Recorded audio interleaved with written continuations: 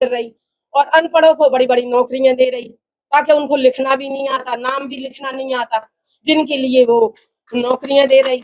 और अनपढ़ पढ़े लिखे डिग्री लिए वो बोल देते कि नहीं तुम्हारे लिए जो मुसलमान है इनके लिए नौकरी नहीं है। तो इस तरीके से इसने हिंदू मुसलमान करके सबके लिए परेशानी बना दी, ना हिंदू ना मुस्लिम, सभी परेशान है। ये नहीं कि हिंदू ही परेशान है या मुसलमान ही परेशान है, परेशानी सबके लिए बराबर। पैसे और खिला पिला कर लोगों को जो सत्ता में आते हैं, आज लोगों के यही मन में बैठा हुआ है कि लड़ने से कुछ नहीं होता, जाने से कुछ नहीं होता। लेकिन जो समझदार लोग हैं, जो अपने जीवन को इस संघर्ष में लगा रहे हैं, तमाम देश के महान क्रांतिकारियों ने अपने जीवन को बलिदान करते हुए लुटेरे लीडरों की लीडरी देखी नहीं जाती, गरीबी तंग बस्ती भूखमरी देखी नहीं जाती। उनके दिलों के देखते हैं वो उनको हमारी झोपड़ी देखी नहीं जाती। क्यों खफा हो आसमां से क्या गिला करे, जमी से क्यों खफा हो आसमां से क्या गिला करे, सारा जहां दुश्मन सही आओ मुकाबला करे।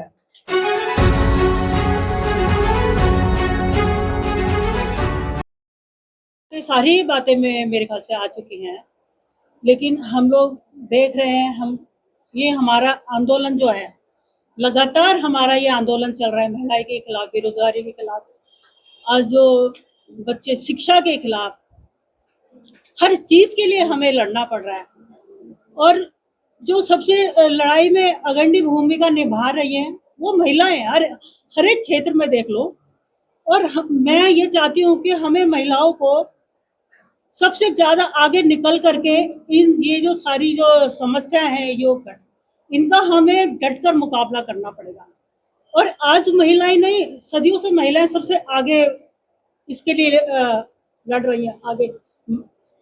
आज देख रहे आजादी आंदोलन में जैसे सावित्रीबाई फुले थी या प्रीति लता वादेदार, उन्होंने आजादी आंदोलन में एक ऐसी भूमिका निभाई जो 21 साल की उम्र में वो शहीद हो गई।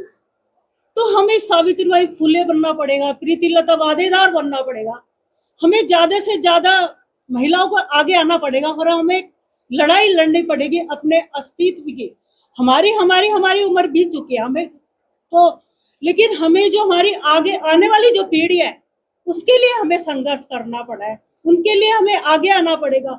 हम ये सोच रहे हम लोगों ने तो अपनी जिंदगी अच्छे से बिता ली, हाँ हमने पढ़ाई कर ली, लेकिन जो आने वाली जनरेशन है, ये युवा भविष्य हमारा, आज क्या उनको वो ये चीज मिल पाएगी, शिक्षा मिल पाएगी या रोजगार मिल पाएगा? तो ये जो हम देख रहे हैं इसके लिए हमें लड़ना पड़ेगा। हमें अपने आने वाली पीढ़ी के लिए उनको सिखाना पड़ेगा कि हमें अपने अस्तित्व की लड़ाई के लिए लड़ना है। और ये जो हमारी सरकारें हैं, बीजेपी जब से 2014 के बाद इस तरह से टारगेट कर रही है, हर एक चीज के हमें आंदोलन करना पड़ रहा है। और अगर हम आंदोलन करें, जैसे यहाँ पे इतने सारे लोग बैठे हैं, अगर एक एक आदमी 10-10 आदमी को इकट्ठा करें और हम लोग सड़कों पे उतरे, और जब तक हम लोग सड़कों पे नहीं उतरेंगे, जब तक हमारा ये आंदोलन सफल नहीं होगा और हम लोग सरकार के खिलाफ भी नहीं लड़ पाएंगे। इसलिए मेरा ये अनुरोध है, ज्यादा से ज्यादा महिलाओं के आगे आना पड़ेगा, लड़ना पड़ेगा इस लड़ाई के खिलाफ। मैं ये नहीं कह रही हूँ कि हमारे ये पुरुष भाई हैं वो भी है, हमें दोनों कंधे से कंधा मिला करके एक लड़ाई लड़नी पड़ेगी, चाहे महिला हो, पुरुष हो, कोई भी हो, बच्चे हो, युवा हो। और हमें सबसे ज्यादा कि हमारे आने वाले जो भविष्य है, बच्चे हैं, उनके लिए लड़ाई लड़नी। सिर्फ मैं इतना कह के अपनी बात खत्म करती हूँ। धन्यवाद।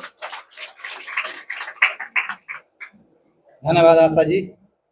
अभी जो आली गांव में आंदोलन चल रहा है बस्ती बचाने का, वहाँ से सारा बानो जी हैं, मैं चाहूँगा कि 2 शब्द रखें। सारा बानो। भाई देखो, मैं अली गांव से हूँ, हमारे घरों में सील लगी, कई दिन बीत गए, 6 महीना हो चुके हैं हमारे। हम लोग इसी तरह से परेशान है, ना कोई हमारी सील खोली जा रही, ना कोई हमको बिजली दी जा रही। इसी तरह से बच्चे बूढ़े सभी परेशान हैं, इनकी कोई सुनवाई नहीं हो रही। ना इनको कोई ये कहता है कि हम लोग इतने परेशान हैं तो अब कोई भी हमारे लिए कुछ सुविधा है, कोई भी सुविधा नहीं है। हम जहाँ पढ़े वहीं पढ़े हैं, कोई हमारा नहीं है। इसलिए हमें हमें रिजवाना जी ने, नीतू जी ने ये दिया है कि आप इस आंदोलन में साथ चलें और इसके जरिए से अगर आपकी आवाज़ पहुंचती है और अगर हमारे लिए कुछ मिलता है तो इसके ही जरिए मिलेगा। तो इसलिए हम सबसे ही कहते हैं क्या इस आंदोलन को इसी तरीके से और भी ज़्यादा मजबूत करें और सब जगह जाने आने की कोशिश करें, जहाँ भी बुलाती हैं वहाँ जाने की कोशिश करें। और देखो रिजवाना जी हैं, ये हम लोगों के लिए बहुत कुछ है, नीतू जी हैं, ये हमारे लिए बहुत कुछ है। इसलिए देखो अब तो कुछ है नहीं, ये सरकार तो किसी की सुनती नहीं है। पढ़े लिखे आदमियों को तो अनपढ़ बनाए फिर रही और अनपढ़ों को बड़ी बड़ी नौकरियां दे रही, ताकि उनको लिखना भी नहीं आता, नाम भी लिखना नहीं आता, जिनके लिए वो नौकरियां दे रही। और अनपढ़ पढ़े लिखे डिग्री लिए वो बोल देते कि नहीं तुम्हारे लिए जो मुसलमान है इनके लिए नौकरी नहीं है। तो इस तरीके से इसने हिंदू मुसलमान करके सबके लिए परेशानी बना दी, ना हिंदू ना मुस्लिम, सभी परेशान है। ये नहीं कि हिंदू ही परेशान है या मुसलमान ही परेशान है, परेशानी सबके लिए बराबर बना दी उसने। तो इस तरीके से हम अपनी बात को खत्म करते हैं। धन्यवाद। अगर सुरेश जी आ गए हैं तो अपनी बात रखें।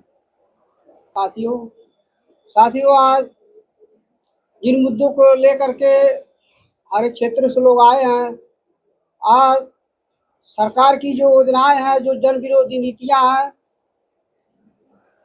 ये चारों तरफ पूरे देश के अंदर, दिल्ली के अंदर, गांव हो चाहे शहर हो, हर जगह इन्होंने हमला बोल दिया है।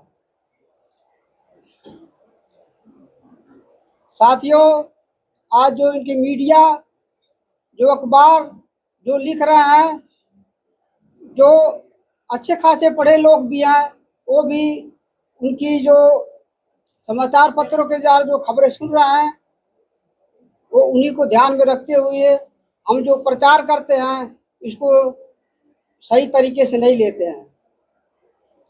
हम लोग भी जो कॉलोनियों में जाते हैं, अधिकतर लोग यही बात करते हैं कि क्या खाने को मिलेगा, क्या पीने को मिलेगा। ऐसी भावनाएं लोगों के अंदर तमाम पूंजीपति पार्टियां पैसे और खिला पिला कर लोगों को जो सत्ता में आते हैं, आज लोगों के यही मन में बैठा हुआ है कि लड़ने से कुछ नहीं होता, जाने से कुछ नहीं होता। लेकिन जो समझदार लोग हैं, जो अपने जीवन को इस संघर्ष में लगा रहे हैं, तमाम देश के महान क्रांतिकारियों ने अपने जीवन को बलिदान करते हुए इस देश में मेहनत का तमाम गरीब हर एक जाति धर्म के लोगों को, जिस लड़ाई को अंग्रेजों से लड़ करके एक संविधान को बना करके सबको बराबरी के दर्जा दिया था, लेकिन सत्ता में आने के बाद जो बीजेपी सरकार, जो आरएसएस की जो शाखाएं हैं, जो उनका क्रियाकलाप है, जो पुराने जमाने में लोगों को दबा के रखते थे पैरों के नीचे, आज वही पूरे समाज पढ़े लिखे लोगों, पहले तो लोग पढ़े लिखे भी नहीं होते थे, आज पढ़े लिखे भी होते हुए भी लोग इसको नकार रहे हैं। इस लड़ाई को आगे बढ़ाने के लिए हमारे संगठन एसोसिएशन पार्टी की तरफ से पूरे देश में जो आंदोलन चल रहा है, इसी के तरह जो दिल्ली में चल रहा है, जो लुटेरे लोग हैं, इसीलिए कवि ने कहा है, लुटेरे लीडरों की लीडरी देखी नहीं जाती, गरीबी तंग बस्ती भूखमरी देखी नहीं जाती, उनके दिलों के देखते हैं वो उनको हमारी झोपड़ी देखी नहीं जाती। इसलिए तमाम क्रांतिकारियों ने, भगत सिंह ने कहा था, जमी से क्यों खफा हो आसमां से क्या गिला करे, जमी से क्यों खफा हो आसमां से क्या गिला करे, सारा जहां दुश्मन सही आओ मुकाबला करे। तो साथियों इस मुकाबले को आगे बढ़ाने के लिए तन मन धन से सभी को जागृत होना पड़ेगा और एक क्रांतिकारी विचारधारा जन मन में पहुंचाना होगा। इन्हीं बातों से धन्यवाद।